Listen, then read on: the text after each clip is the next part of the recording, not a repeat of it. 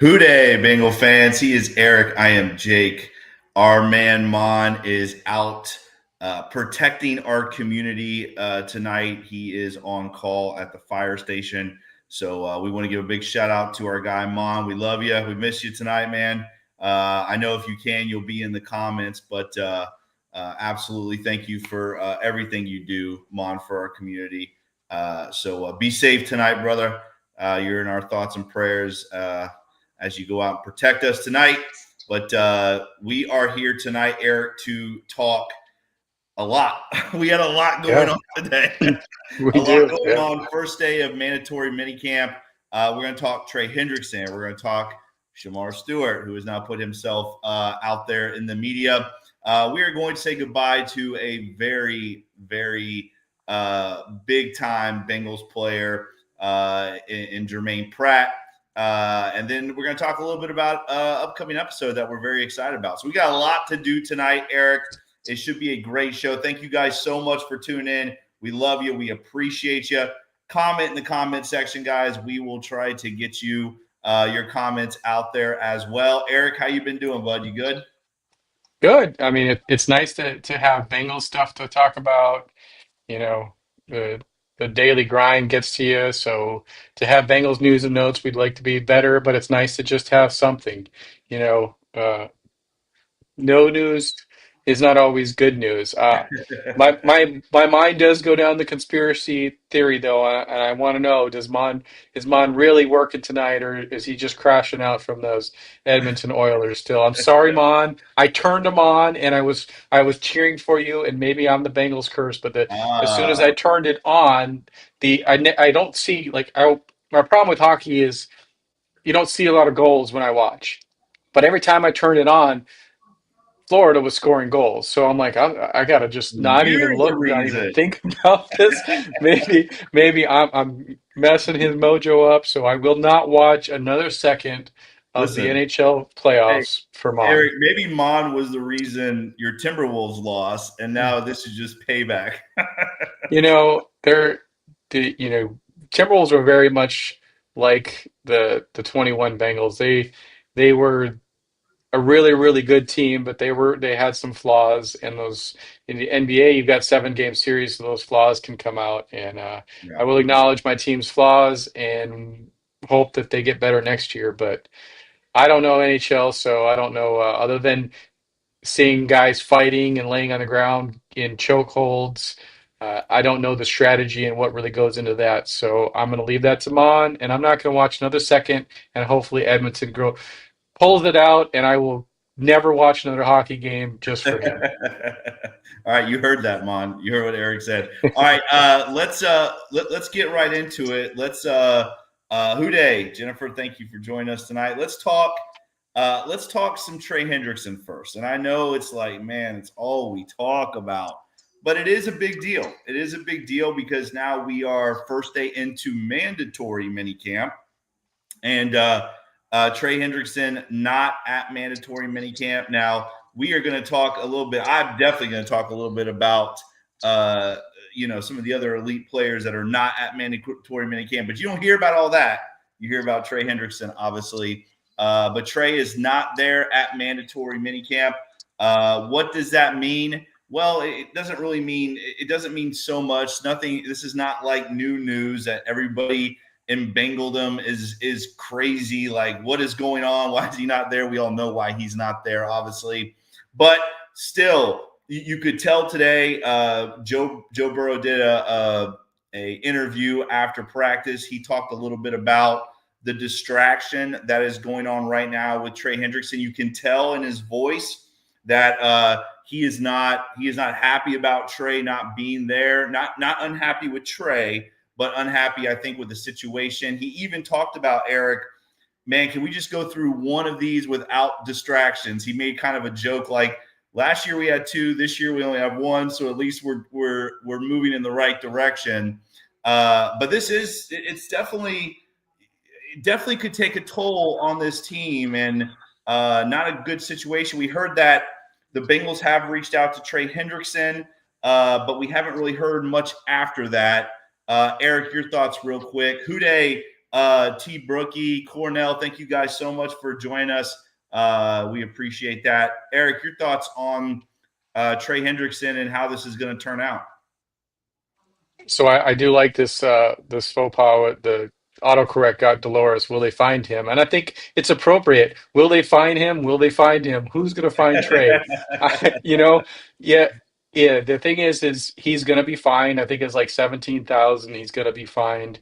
We've gone through this, gone back and forth. How the narrative is they throw the Bengals out there so much and talk about us not signing our players, but. Even Adam Schefter's out there now. TJ Watt also didn't report to minicamp. So it's not just the Bengals. It's these contracts for high end on the upper age end defensive ends are hard to do. I I don't know what to think of the reporting. They say that the Bengals have reached out to him. You know, we've seen this narrative throughout the offseason. The Bengals will comment saying, well, he's got to be happy with this, or we've talked to him, and then Trey turns around and goes on Pat McAfee's show or goes out to camp and says they haven't talked to me. So if they have reached out to him, I would expect silence from Trey. If they haven't, I would expect him to call them out. You know, he's been very consistent with calling them out when they put BS out there. So if there's silence from Trey in the next day or two, I'm going to take that as good news because then the lines are clearly open.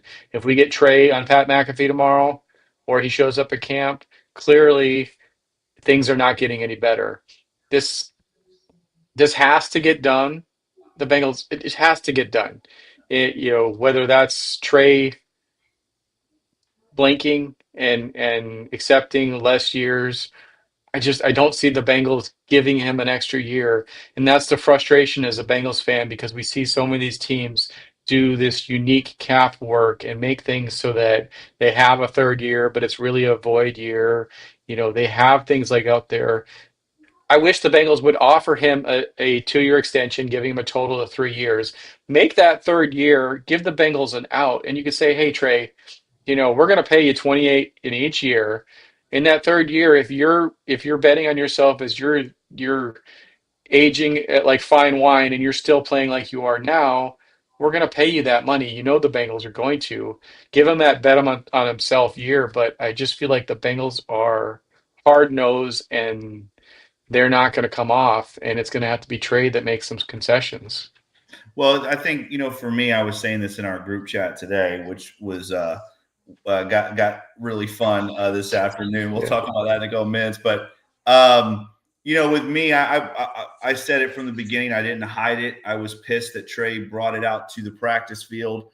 I did not think he handled that well at all. Again, going on Pat McAfee, who loves drama, that obviously did not help the situation either. I do like the fact, though, that Trey has kind of stepped back a little bit, and we haven't seen that out there anymore. I think maybe he realized he handled it the wrong way. So I am happy and proud of him for kind of stepping back now and hopefully letting this thing handle itself. But obviously, in Trey's situation, he's a guy that we want on this team. He's one of my favorite Bengals on this team. This is a situation that all of the media talking heads do seem to think that this is going to happen, Eric. I think that's a good thing. Even though there's a bridge there between the two, it does sound like there is thought that this is going to get done because obviously we want Trey lining up week 1 against the Cleveland Browns. But Trey, not the only one, Eric, not at minicamp today. Today, obviously, Shamar Stewart took the mic, which we'll talk about that in just a minute and how we feel about that. But Shamar Stewart still holding out, not practicing. By my count, the only rookie not practicing. Obviously, Demetrius Knight, another Bengal, a second-round pick, has also not signed. He is out there practicing. There are 44, I think. Is that what I said in the text message? Yeah, 44 draft picks that are not signed yet. 5 of them are first-round picks, and only one of them is not practicing for their team, and that is Shamar Stewart. So we're going to talk a little bit about how we feel about that. Please make sure that you comment in the comment section. I'm going to go first on this one, Eric, and then I'll let you rebuttal if you if you do want to rebuttal. I said it earlier, ASIM, you and Mon and I, we all have this group chat, and we have fun conversation. It gets a little heated, but it's all in good fun. Uh, Again, I've made it very clear my thoughts on how these players handle these situations. To me, Shamar Stewart made a very immature decision today. Not only again, I want to make this very clear. I understand why he hasn't signed. I'm not upset that he hasn't signed yet. Obviously, he's got to do what's in the best interest for him.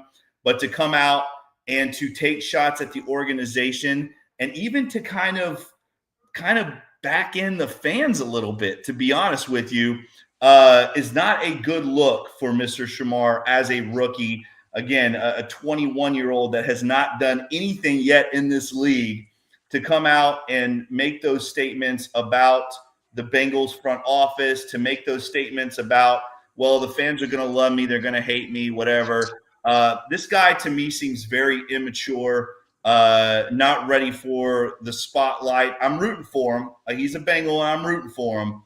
But when you see a guy like Demetrius Knight, who is also not signed, he comes out with the media and says, listen, he basically told Shamar to get his big boy pants on, which I absolutely love as a coach, a player holding another player accountable. But Demetrius Knight basically coming out and saying, listen, I'm practicing because I want to win. I want to make this team better. The other stuff will work itself out, just like the 42 other draft picks that have not signed yet are all practicing.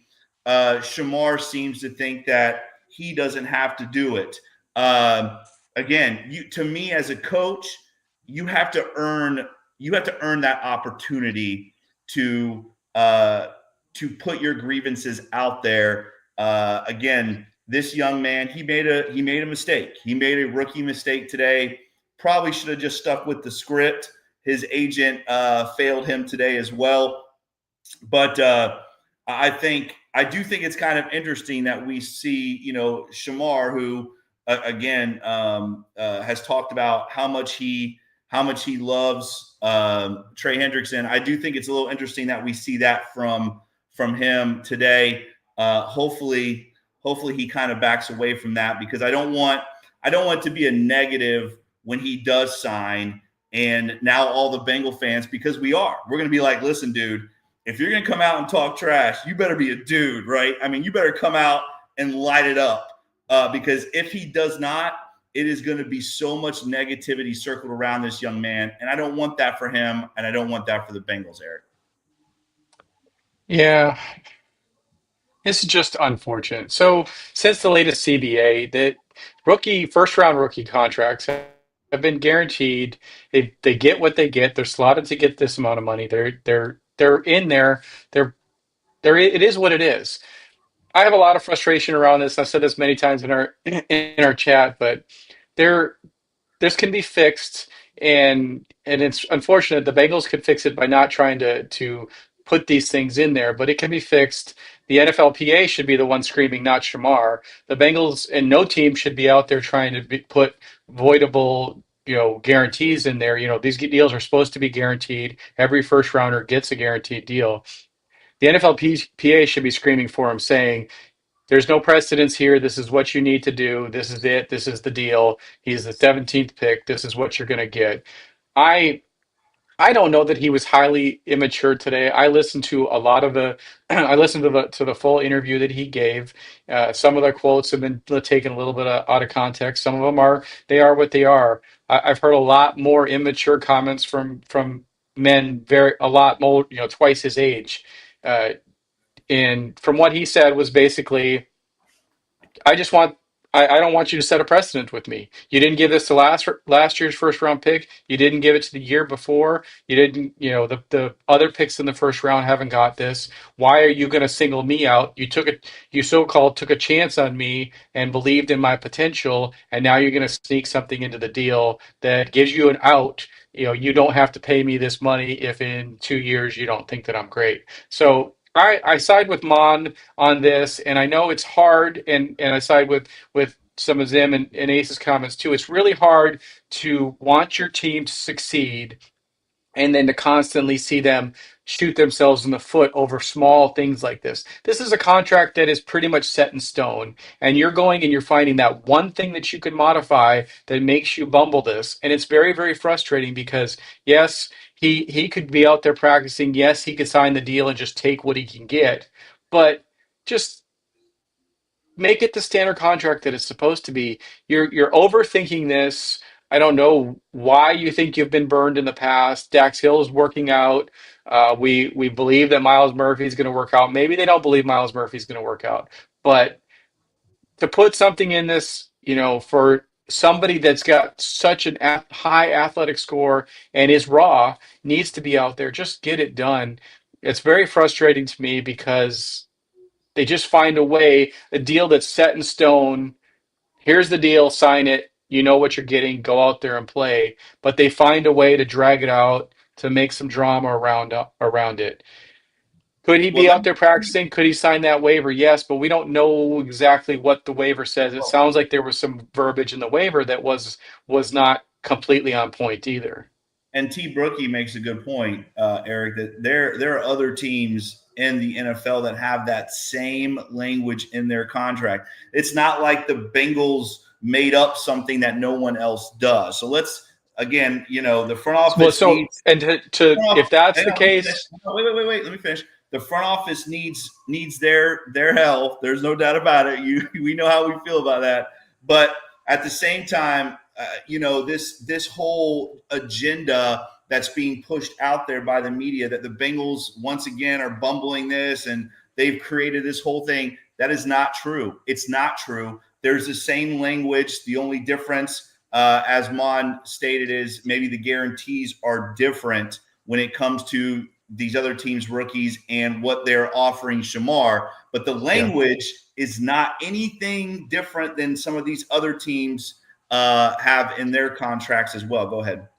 well, I mean, but that's that in itself. If you have a contract that other teams have signed that are spot on, then you need to drop that on the table to Shamar and his agent and say, look, the Eagles got this, the Giants did this, the Panthers did this. But the reason that they not, to Mon's point, was if you drop those contracts on the table, Shamar's going to say, oh, well, they're guaranteeing 75% of that guarantee in the first year. You're giving me 25, 25, 25, and you're trying to get out of the 25 in the back end of the year. So the Bengals don't even have the ability to drop those contracts on the table and say, see, the Eagles did it, because then Shamar's going to say, well, yeah, but they paid him more. They front loaded the guarantees. So the Bengals, yes, there's precedent out there, but if you're going to go and say that this team is doing it this way, so we should do it this way, then you got to have the same guarantees, and we're not. So you can't have it both ways.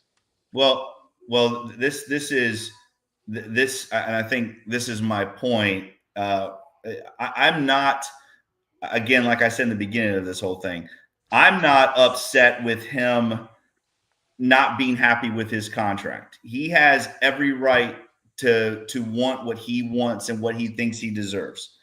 What I do not like, which I've tried to make this very clear point after point after point, as a coach, I do not like a player making it about himself and making a distraction for the football team.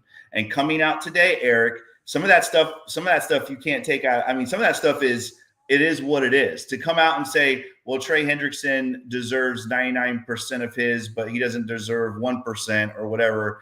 I'm 100% right. That's what it was. Trey Hendrickson's 99% right, 1% wrong. Again, you are a rookie. You are a rookie in that locker room. You have not done anything in this league. Do not talk about Trey Hendrickson's contract. Do not try to join those two situations together. They're not the same. Don't talk about the Bengals must not wanting to win. Don't talk about whatever the thing is he said about the fans, about, hey, you're going to hate me, you're going to love me, I can't do anything about that. Listen, you are a rookie. Keep your mouth shut and just let it happen. But the problem that here's is the not problem. something you do as a rookie. When you're Here's Joe and Jamar and T and Trey and those guys, you can talk about those kind of things. You can't. here's You just can't. here's the problem though. He has to because he's there. He's there, and the media comes up and talks to him. He can't say no. I'm not talking. He's there. They're asking the questions. He's 21 years old. Stick You with the can't script. expect to him to talk like Demetrius Knight, who's 24 going on 25. He's a But he's got 21 to. year old. When they ask, yeah, but he's 21 years old. He's You got you to, Eric. can't. He's He a pro. can't.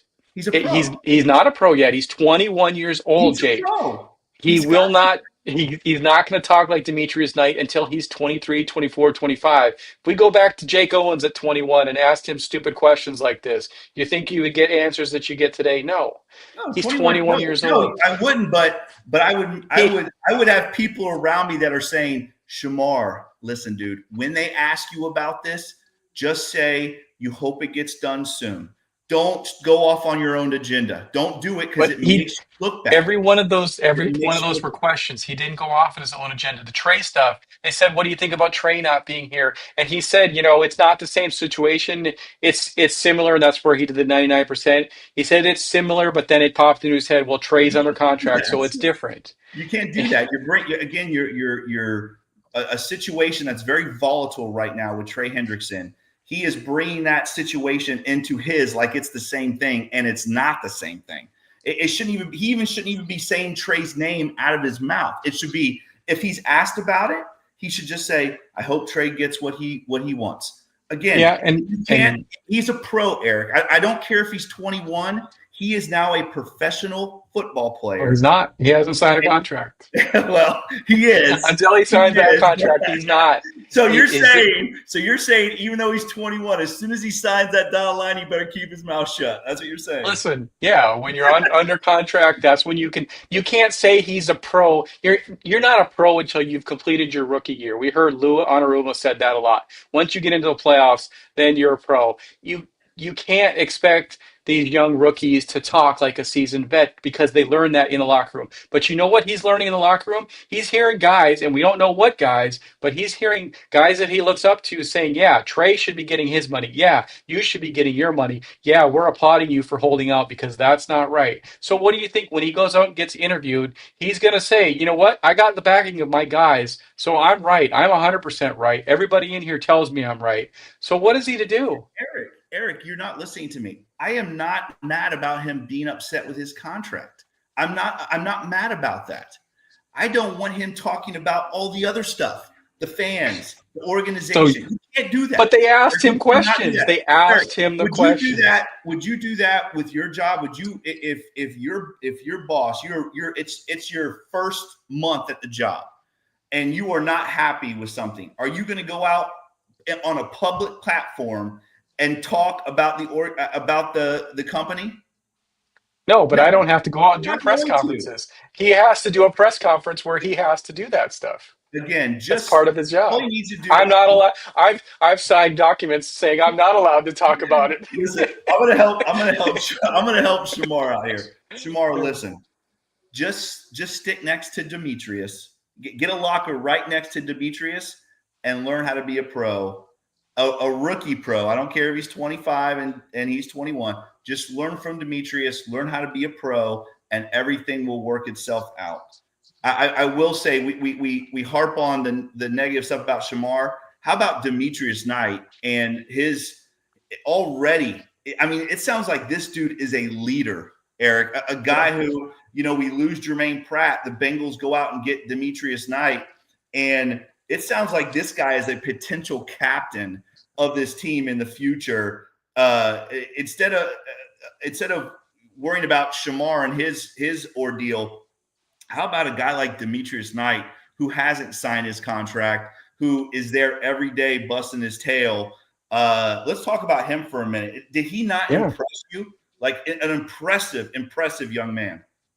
Yeah, I mean, that's the one of the knocks on draft night was his age, but you know what? That's why we drafted him. He's already a family man. He's already, he's coming up on that age we've talked about before, where he's not a youngin anymore. He's gone through some life things. He's learned you got to do this, you got to do that. Sometimes you got to just suck it up.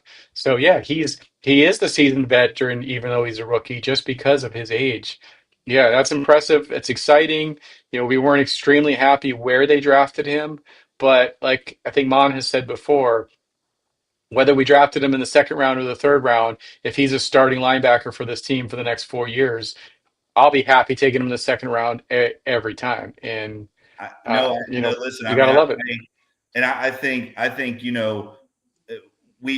everybody, including myself, is like, oh, he's 25, like that's old for rookie. Listen, that's going to be the new norm with the way college football is now. The new norm is going to be a lot of 24 and 25-year-old rookies, and you might not get the same. You might lose a couple years in their career in the NFL, but if you're telling me that you're drafting a guy that comes out right away with that kind of leadership quality and that kind of leadership skill, I'm taking that in a heartbeat. I mean, Yeah. again, for me, kudos to Demetrius Knight. That's the kind of guy you want to coach right there. A guy that comes out and says, I'm out here right now because I love football. That's why I'm out here, because I want to win. I love football and I want to play.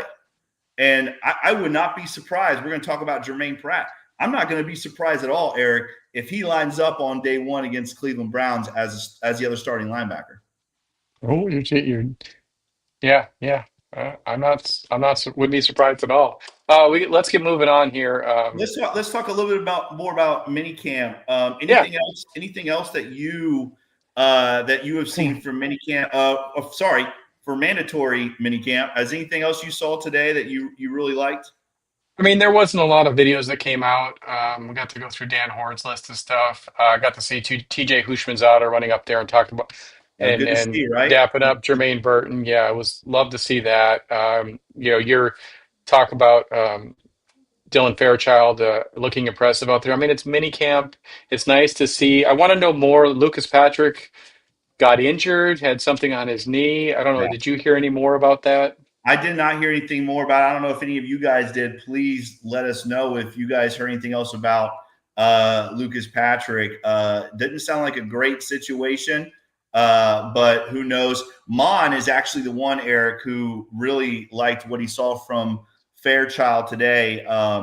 Mon talked about Fairchild, how he was, how he just looked the part, which I think is exciting for us that have watched the interior of that offensive line be basically a turnstile.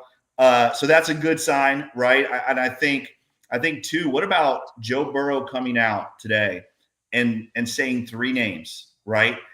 This to me is a very big deal, because Joe Burrow, we have known him to never hold words back, right? If he feels like you're not doing what you're supposed to be doing, he's going to say it. He's a leader. That's what leaders do. Yep. They hold everybody accountable.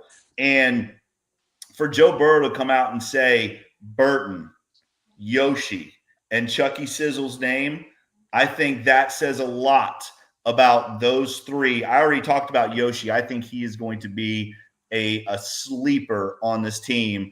But if you're telling me that we're getting a brand new, fresh Burton with a new, fresh haircut, and you're telling me that Chucky Sizzle looks good running routes, I'm here for that. I am here for that Yeah. all day, Eric. It is that time of year where we do get those hype stories where we're getting all these I mean, some people could say in puff pieces, really amping up these players. Maybe last year might have been Cordell Volson.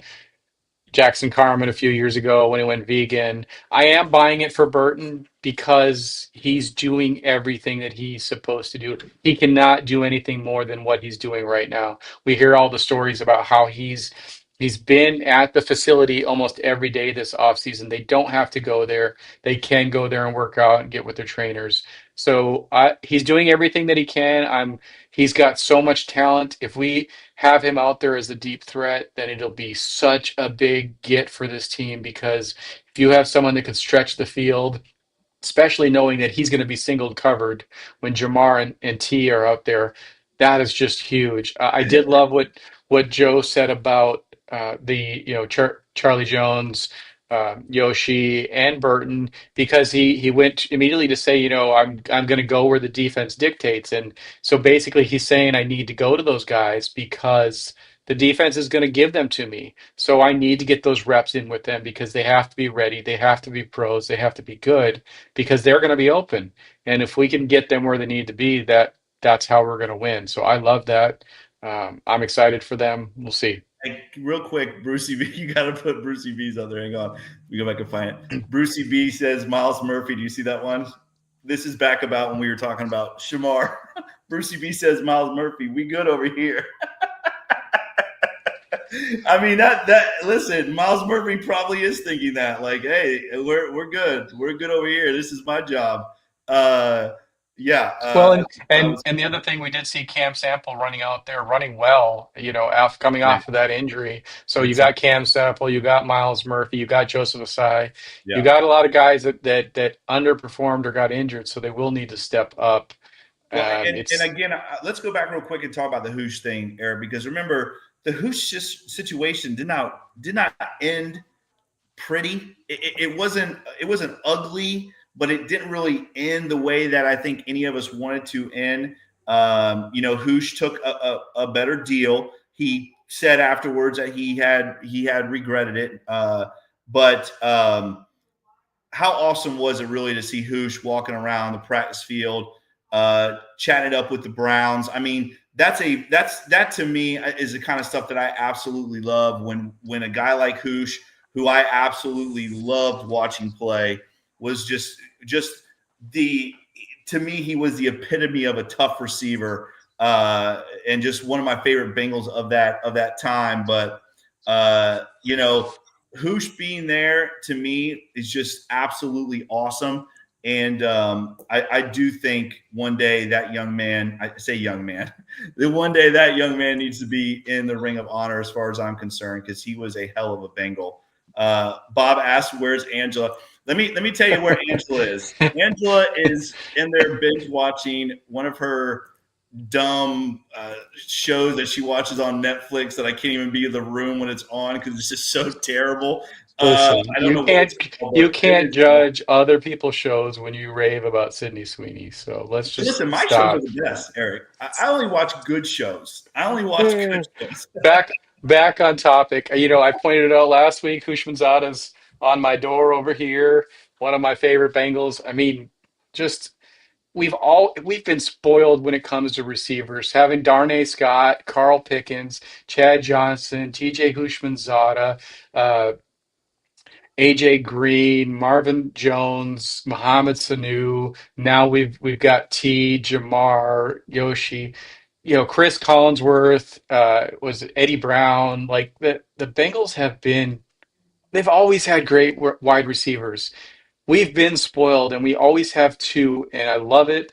And Hushmanzada needs to be in the Ring of Honor. Bengals sent something out. I don't know if you saw it in your email yet, but asking for our opinions on the evolution of the Ring of Honor, where it should go. And one of my things is going to be, Lap should go in. All these guys should go in, and then let us vote on Hushmanzada and Geno Atkins and players like that, when the time comes. But Bush needs to be in the Ring of Honor. He's a great Bengal.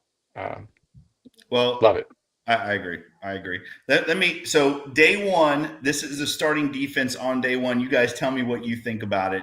Today, this was a starting unit that lined up. You had Miles Murphy and Joseph Asai at edge. You had TJ Slayton and Chris Jenkins in the middle. Now, by the way, that was another name that Joe Burrow talked about, right? Talk about TJ Slayton and him already being a vocal leader on the defense. Very good to see. We need more leaders on that defense. TJ Slayton looks like he is a leader already on that team. And then on the back end of it, you had CTB and DJ Turner at corners. You had Fig Newton at the nickel.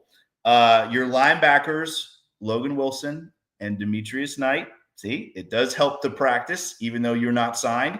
He is running with the starters right now. And at safety, you had Battle and Stone. What do you think of that starting defense? Again, obviously, I know no Trey Hendrickson is sad, but what do you think about that starting defense right now? I mean, I'm an offensive guy, so as long as I got 9-1-5, we're good. I'm excited about it. I think Slayton brings back uh, what we lost when we lost Reader. I think he's not Reader, but he's very, very good. I think he's going to fill those holes. Again, this is all on Al Golden, and I think that he's going to get a lot of these young guys just because he's going to play them. Lou refused to play them. Some of his rotations were heavy on the guys that weren't performing. I don't think Al's got that loyalty. They're going to be whoever's performing is going to be out there. By that fact alone, we are going to improve, and I'm excited for this defense. I believe we got to get Trey in there. Shamar is going to get in there, whatever it takes. It's going to happen, but I'd like him to be there sooner. I think it's going to really work out. I do, I'm excited for the defense. I'm excited because I hope that I get 10% less text from Jake saying this defense is horrible. Oh my God. And if it's Eric, was 10% I not less, right last year, though? thank I mean, come thank on. God. Yeah, but that's all. Thank God we have unlimited texting because that was probably 13,000 texts that we got about the defense last year. I do want to go back to something that Joe said. He did say, yes, there are distractions. But this is the first season that we go in, all my guys are taken care of. We don't have those distractions on offense, Offensively. and they're all the same. I don't have to go and teach somebody the basics, like when you had rookies coming in teaching Germaine last year that I want you to be here, I want you to be there. He's like, now I'm refining it. So to me, that just takes my prediction from last week's episode and makes me double down because now we're in refinement period. We've put in all that basic work with our guys last year. Now he's refining Jermaine Burton. He's refining Yoshi. I still think he easily going to go over 5,000 yards because you're refining it, you're getting better, and nobody's going to be distracted, and that's exciting to me. No, I agree. I agree. I think offensively, Joe Burrow, you can tell he's excited about this offense, and he should be. I mean, the offense is going to be very, very good. It already was last year, and you have basically the entire offense returning. It has, to me, upgraded as well. So very exciting. But let's talk about the defensive side of the ball, Eric, because today we have a guy who, again, I know, the last couple of years he struggled at times. Still led the team in tackles last year, but obviously a lot of missed tackles and slowed down a little bit. Still a great player. I think still has an opportunity to do great things. I think the Bengals just wanted to get younger there, but we need to salute Germaine Pratt as Bengal fans. We really do, because this is a guy. Absolutely. This is a guy that came in, and honestly, when the Bengals drafted him in the third round, I believe, I was like, "Who the hell is Germaine Pratt?" And I'll tell you, man, when you go back and look, I know we're going to rank some of his best plays here in a minute, but when you go back and look at what he did as a player, just real quick, he finishes his Bengal career. Now, again, he was there from 19 to 24. He finishes his Bengal career 616 total tackles, 3.5 sacks. And again, I'm going to talk about that in just a second, because I do think that's something the Bengals looked at in moving on, is getting more pass rush from those linebackers. 3.5 sacks, 7 forced fumbles, 5 fumble recoveries, 23 PBUs, pass deflections, 7 interceptions. But a lot of times we saw some of his biggest plays when it mattered the most in the postseason. So first of all, I just want to say, Germaine, thank you for everything. I think you, obviously there was a time after that. We're not going to mention that 22 playoff game, but there obviously was he went after Joseph Asai. There was a whole thing with that, and but Germaine Pratt, has been a leader on this football team and has been a pro. And again, he really helped change the Bengals organization, change the defense, change the mentality. So thank you, Germaine. I salute you, Eric. Yeah, I mean, it's sad to see a player go, and I don't know that he deteriorated. I think that the role that he had to play this last year was not the role that he's used to playing. You know, when Logan Wilson went down, and he's gone down before, but Jermaine had to take on the play calling duties, and they relied a lot on that. And Lou's scheme was very, very complicated, and we heard that from other players. I mean, he still led the team in tackles for the year. I just think having to call the plays in that first half of the year and the complicated plays didn't allow him to play to his strength. His strength being reacting to the play as it develops. You know how it is as a coach. Anytime a player has to think, well, he's a half second behind. You want them to be out there to know what they're doing, go downhill, react. And he wasn't able to do that at the beginning of last year. I don't think that he was released as much based on declining performance. Yes, he did decline somewhat, but I think it was more just a scheme fit. He was a Lou guy, and I don't know that he was an Al guy. And it seemed like they went and told him, "Hey, we're moving on from Lou. We're probably gonna bring Al in." And they may even have said, "We want you to take a pay cut," and that's when he asked for the trade. So we're going to talk about here in a few minutes our favorite and top ranked Germaine Pratt plays. So I'm not going to jump into those right now, but it's nice when you have a solid core at a position for many, many years. And we had that with Germaine Pratt and Logan Wilson. And it is a little scary going up into next year when your guy's not there anymore. You know, Playoff-P was Playoff-P even in that last game last year.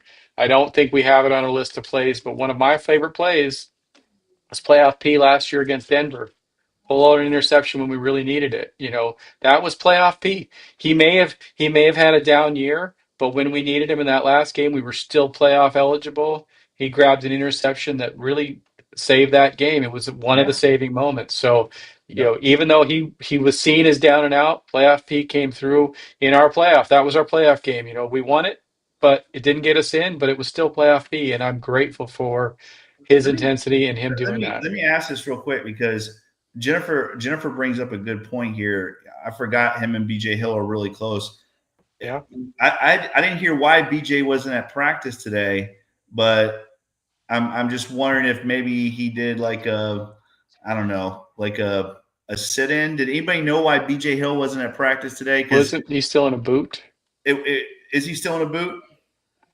I don't I know. haven't seen him, so I'm asking. I didn't see him out there. T. Brookie says foot injury, so no, maybe not. yeah.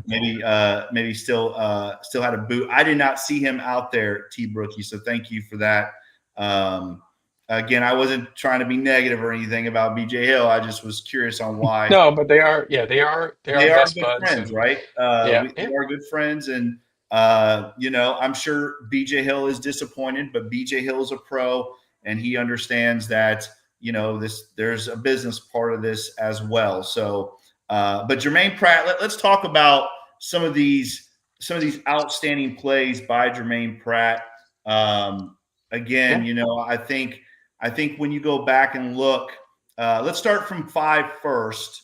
Oh, you want And to go with? Let me throw in an honorable mention because I don't think this one made the list. But I okay, wanted to talk about the fumble in the jungle. Yes, it was Logan Wilson that punched it out, but Jermaine Pratt is holding the ball. He's got the quarterback locked up. He's holding the ball right there, and I huh. think a lot of people forget his importance on that play. If he doesn't stop the ball and hold it in place, Logan Wilson doesn't get to punch it out. And to me, he doesn't score the touchdown. He doesn't get credit for the fumble. But if he's not there, being Playoff-P, doing what he does, that ball gets into the end No zone. doubt, And no so doubt. that's got to be an honorable mention to me. An incredible play all around from the entire defense. That was a great play. CC, I know BJ Hill just got a new deal, guys. I was not trying to say that. I just You know that stirring he's up close. the drama. I'm You trying, bad as Pat I'm not McAfee. trying Get to out of stir up. here. Listen, I love BJ Hill, and I just know that he was close with Germaine. I didn't say he was going to sit out because of it. I just thought maybe he took a day. I don't know, a vet day, so to speak. But let's move on. Okay, so number five for me. And again, if you guys have yours, please throw them up there. I want to hear from you guys. We all know about the Raiders game. Obviously, we're going to talk about that one. But if you have any other ones that maybe just meant something to you for some reason or another, throw them up there. But number five, favorite Germaine Pratt play. In 23, we're playing the 49ers. It is 17-10 Bengals with about 5 or 10 seconds left in the third quarter. The Niners had the ball in like I think our 18-yard line, something like that. And remember that year the Niners ended up winning, I think, the NFC Championship. And we were playing them. I think we were like maybe 500, maybe 3-3. They were 5-2 or something like that. It was something like where they had a couple more wins than us. It's 17-10. The Bengals are winning. It's right at the end of the third quarter. Brock Purdy gets flushed out of the pocket to the right side, throws a ball, forces one, and Germaine Pratt makes a one-handed interception. One of the great plays that we have seen from one of our defensive players in the last decade. An incredible interception. Again, one of those moments that flip the entire game. The Niners are going in to tie the game. Instead, the Bengals pretty much take control of the game after that. Bengals end up winning 31-17. And at that time, remember, that was a big win. Like everybody was talking about the 49ers and how good they were. And the Bengals were like a 500 team. And that Germaine Pratt interception flipped the whole momentum of that game. And again, there's definitely a part of me being a Bengal fan through the 80s that absolutely loves the fact it was the 49ers. But my number five play, interception on Brock Purdy against the 49ers. Just an incredible player. Yeah, I mean, and there's so many good plays. That's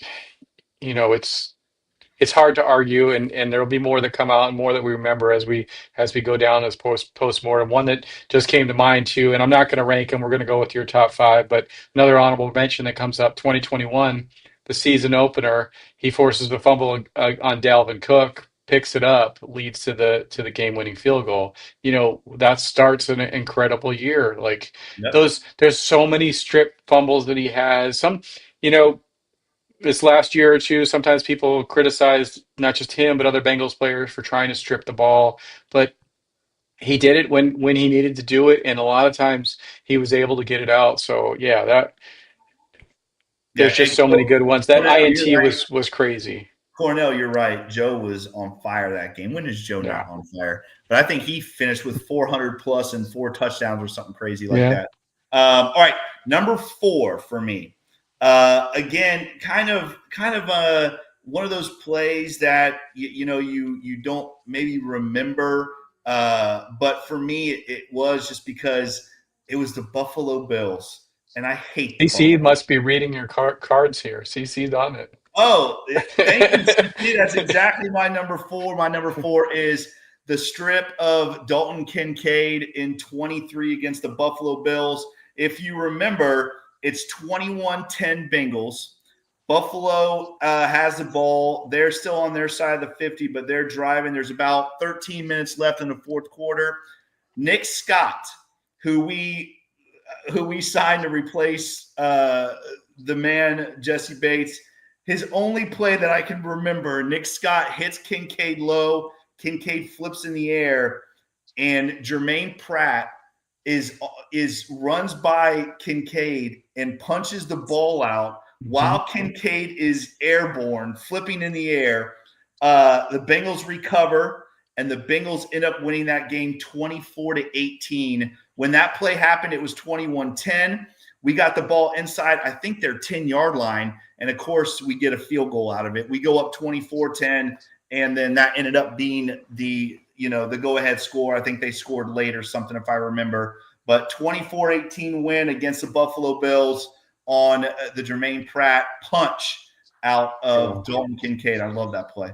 And that just like I get chills because it feels like anytime one of those big punch outs happened, it was always Jermaine Pratt. It was always him. Like you see something like that happen and you knew it was playoff P. It's like it's going to be sad not having that anymore. But even it's just when we needed it, he would come up with it. Hey, Go now ahead it's, and now it's playoff K, right? Demetrius Knight. He's our new listen. You guy. talk about So rookies. it's He's got to playoff earn it. K now, baby. All right, Yeah. so number 3 for me, and again, I know some of you are not going to remember this. I think I do just because of the coaching aspect, but that Ravens playoff game in 22, right? There was so much build up to it. It was that whole season was crazy with the Buffalo Bills stuff going on and the Bengals having to flip a coin and do all that crazy nonsense. I wanted that game so badly. And everybody remembers the fumble in the jungle. And they should. That was an incredible play. The defense played lights out in the second half of that game. They really did. I don't know if people remember, but they played lights out. So this play happened with about 20 to 30 seconds left in the game. And I think people forget the Ravens drove and got down to like our 17-yard line. So it was first down from our 17-yard line with about 29 seconds left, 35 seconds, something like that. Huntley throws the ball across the middle to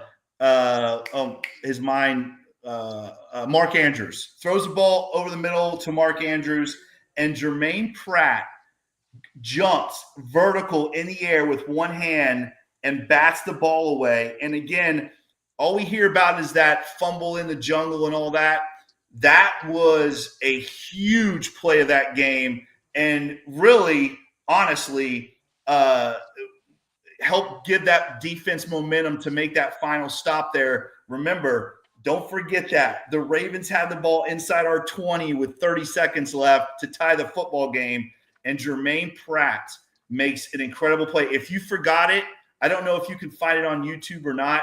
If you can, try to find it on YouTube. It's an incredible play by Germaine Pratt. One-handed, PBU. It goes as a pass deflection on the stats, so it's not an interception or a fumble recovery or forced fumble. But man, oh man, what a play to help win that big playoff game against the Baltimore Ravens, Eric. Yeah, I mean that game capped off my historic run driving to Cincinnati for every single home game. That was a epic year, a lot of traveling, and yeah, yeah, it was just awesome being there. You're right. That defense And balled out. my light keeps going out. Yeah, 100%. And Jennifer, just to help reiterate your point, no, the Bengals have not lost. Joe Burrow has not lost to Joe Burrow. Josh Allen. So Josh Allen beat the Bengals in 2019, but he's never beaten the Bengals with Joe Burrow. No, that's what I mean. Yeah, he has not Yeah. beaten the Joe Burrow Bengals. Jennifer asked if the Bengals have lost to Josh Allen since. No, remember they beat him in the playoffs and then beat him in that game we talked about. Obviously, there was that home game as well that you and I went to, Eric, where the injury happened and all that. But Joe Burrow 2-0 versus Josh Allen. Yes. So, all right. That was number 3. Number 2. Was that number 3? Okay, yeah. Go to number 2. Number 3 was the pass breakup. Yep. Number 2 for me, again. This was such an incredible night for me, Eric, and I'm not going to go into the story, but my wife and I, Angela, which by the way, I got to throw this out here. For all you out there asking where Angela is, Angela turned 42 yesterday. So make You can't sure say that. you give Angela a big happy birthday. to Angela. We we had a good dinner, and we're going to be celebrating a little bit later on in the summer. But happy birthday to my beautiful wife, Angela. You're going to be So celebrating at a Jacksonville Bengals game, right? yeah, right. um, and just to let you know, she just turned 32. That was 32 There, that I there, just. That was that correct 32. your shit there. All right, number two. Here we go. Number two. This was again a big night because it was so crazy how it all happened. Angela and I, we get to our hotel, the normal one that we go to, and we have season tickets and all that. And so we're checking in. We end up running into these two awesome guys that have flown up from New Orleans who we didn't know were friends with the Chase family. So I start talking with them, and myself and those two guys have a mutual friend who coaches for the Florida State Seminoles, who I have known for a very long time. And his name gets brought up because I knew he was from down there, close to where they were talking about, yada, yada, yada. We get on the phone with him. We're FaceTiming him from Tallahassee. We're in Cincinnati. We're going crazy. We're laughing. It's crazy. And so those two guys are like, hey, why don't you and Angela come watch the game with us tomorrow? So we're like, okay, that sounds cool. And they're like, so they tell us where to meet. So Angela and I show up. I'm trying to give you the Reader's Digest on this. Angela and I show up to where we're meeting them. And I look at her and I'm like, babe, this is the players. This is where the players' boxes are. Like, their box seats where the players go. And we're standing there in line, and sure enough, in front of us is Jimmy Chase and Jamar's family. And I recognized them, and Angela and I end up sitting with Jamar Chase's family in his box. They are the most incredible people you have ever met in your life. They were so gracious to us. And long story short, so we're up in Jamar Chase's suite. We're having a great time. We're partying. It's a great game. If you remember that whole Chiefs-Bengals game, Germaine Pratt knocks the ball out. He strips the ball. Kelsey catches the ball over the middle. Remember, the Chiefs were up like 24-20 at that point. There was about 13, Yep. 15 minutes left in the fourth quarter. Kelsey catches the ball over the middle. Germaine Pratt strips it out. The Bengals recover. We start going crazy, and Jimmy Chase and I are hugging each other, going crazy. We're jumping up and down. It was just a great moment. That whole play was just a great moment. Obviously, the Bengals go down and score. Bengals win 27-24. The Bengals scored 10 points in that fourth quarter to come back and win that game. It was a great night.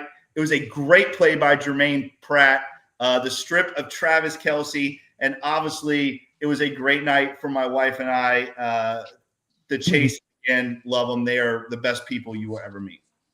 So that was a great day for me too, but I've got a bone to pick because that was my 42nd birthday. And not once. All I got was, "Oh my God, we're in the booth with, or we're in the box with Jamar Chase's parents." And I said, "Oh, it's my birthday. I'll see you up there." Silence from a guy that texts 8 million times during the game. But it was a great game nonetheless because my son Austin was the first and only kid in the stadium to get an autograph from Joe Burrow during the season. So I'll trade that for anything out there. That ball is still upstairs in the case. What an epic play. I was pulling out all the birthday magic. I knew we were going to win. It was going to be epic. And you couldn't ask for, sometimes your birthdays are kind of blah. I'm turning another year older. I'm in Cincinnati. I'm sitting there watching my Bengals play the Chiefs. They win it in an epic fashion. Man, you couldn't ask for a better day. And then after celebrating that, after the highs of seeing that play, and then took the kids out to Dave and Buster's and just ended it right. No, What that's a great. great day! And Germaine Pratt, that play will forever be part of my history because it was such a special day. Everything added on top of it, and he helped seal the victory. That's just a huge one. Well, and this is the other part I left out of that story, right? So Jimmy Chase and I, it's about the second quarter of the game, and Jimmy Chase and I are talking, and I'm telling him, hey, I was telling him, hey, I do a Bengals podcast, and he's like, oh, which one? And I said the Bengals Pulse, and he's like, oh yeah, I watched you guys, I know the Bengals Pulse, and I was like, oh my god, Jimmy Chase watches the Bengals Pulse, and sure enough. Zim, and he calls Zim. I think he called Zim and was like, "You're not going to believe who I'm sitting here with." And he said, "Hey, I'm sitting here with Jake." And so Zim was on the phone. It was a crazy time. It was a great night. It was just Yeah. one of those small world things. But you know what You made know, that play the best play, Eric, is that it was against Travis Kelce. Right? That's yes. what made it Yeah. so sweet. Was the strip of Travis Kelce. It was just awesome night. Yeah. That was a great night. Yeah, you're kind of like Mon's brother. You just find yourself in these situations, you know. You show I up mean, at the truly, championship. Yeah, yeah, truly, yeah. You're and you're gonna find yourself out there holding the Super Bowl trophy when we win it this year. Somehow you'll be just on the stage somehow holding the you're just gonna trophy. be like, is that Jake on the I field mean, with like, Jimmy Grill? how the hell did he get down there? All right, let's get to Um, number one because we're at the hour mark right. and we Let's got to get to get to number number one. one. Everybody knows All what right. it is, but we got to talk about it. Go ahead. Everybody knows what it is. Of course, number one. Uh, it- you know that play. I was in Mon's front yard. Now remember, guys, remember this. Remember this. Mon and I have been through a lot as Bengal fans the last 40 plus years, right? Uh, hadn't seen a playoff win in a very, very long time. I go outside. The Raiders are driving, and Mon kicks me out. He made me watch it in the front yard because we had won a previous game sometime in that season when I went out in the front yard, and it's fourth down, obviously fourth down for the Raiders. And, I just don't think you can put that whole moment in perspective. I'm going to let you talk about it because I know you had a crazy moment with it too, Eric. But for me, being a Bengal fan for as long as I had been, it just seemed like, well, it seemed like 40 years at that time that they had won a playoff game.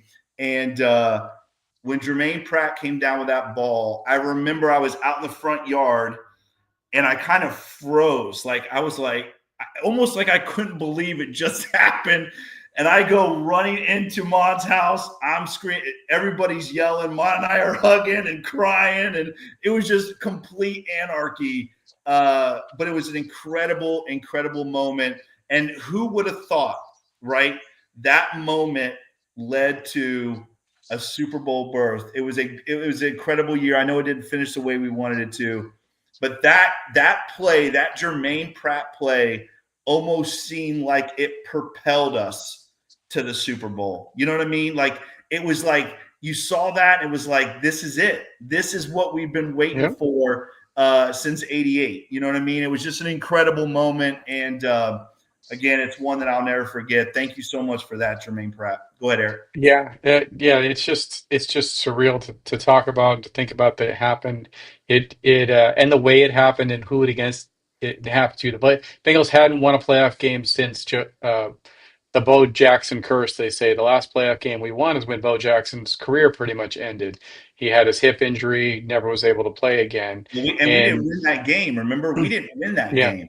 okay, We lost that game right. because We won the Marcus previous game. Allen Yeah, came in and yeah. ran all over us. Yeah, so we Yeah, hadn't won a playoff game since then. So to go that long and to finally get that monkey off their back and to have it happen against the Raiders was just a perfect storytelling. You it couldn't, was. you would think it was fiction if it wasn't true, wasn't an actual event.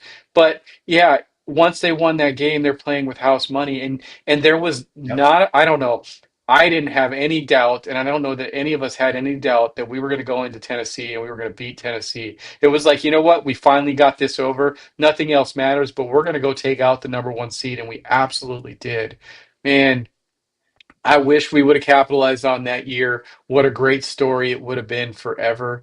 Another alternate universe somewhere out there, a Marvel universe. There's another timeline when we did.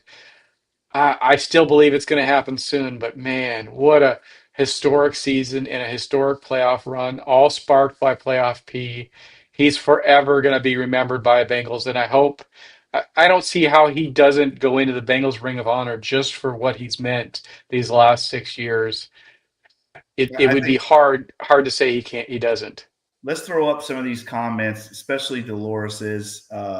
That's an Oh, incredible yeah. story, Dolores. That's truly heartfelt, and thoughts and prayers to you guys. But Dolores says she went to the cemetery and put orange and black flowers on her dad's grave. That's special. Yeah. That's what it's all about. That's what it's all about. And Cornell talks about it, and for some people like CC there, for CC it was his first playoff win that he had seen as a Bengal fan. I mean, for a lot of people, I think for me, I forget about that because I've been one for 40 plus, but I think I forget about that sometimes, that's the first playoff win that a lot of Bengal fans, that next generation of Bengal fans, had seen ever.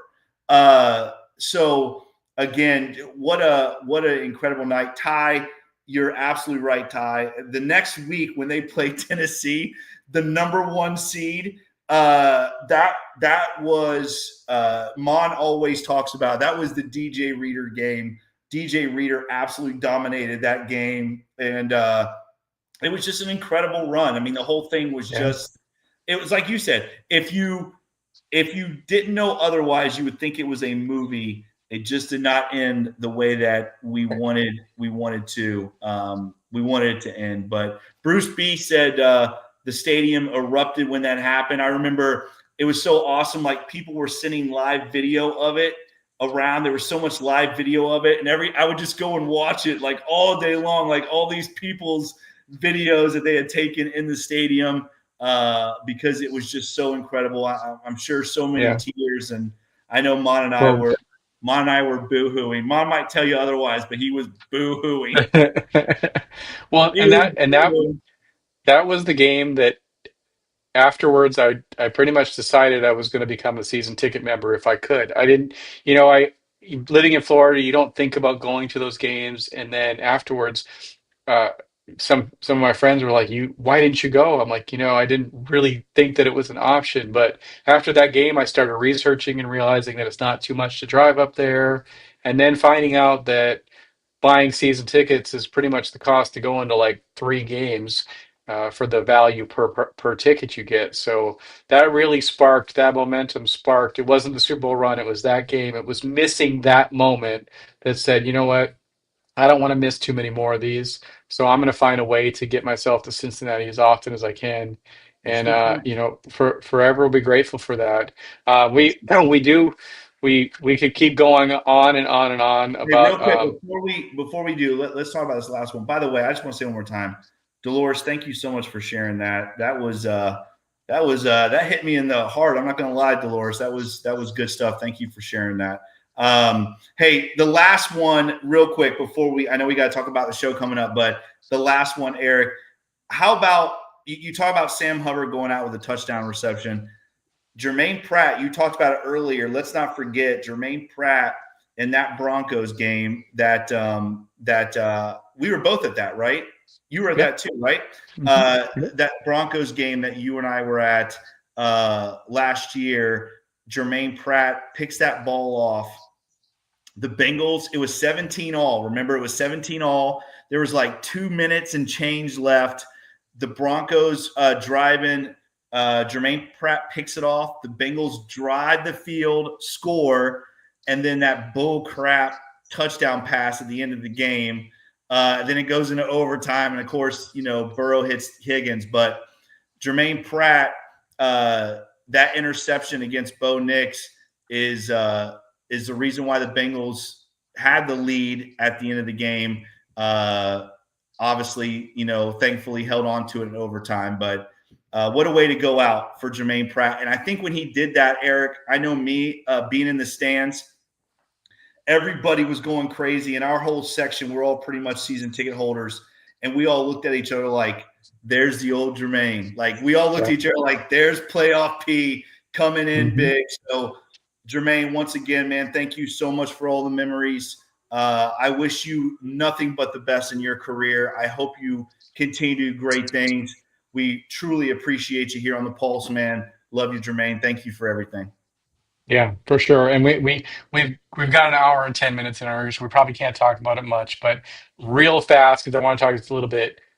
Can you give a 3 possible landing spots? He's going to be signed here. There's a lot of buzz out there. All I'll give these you other one. teams that want to give him.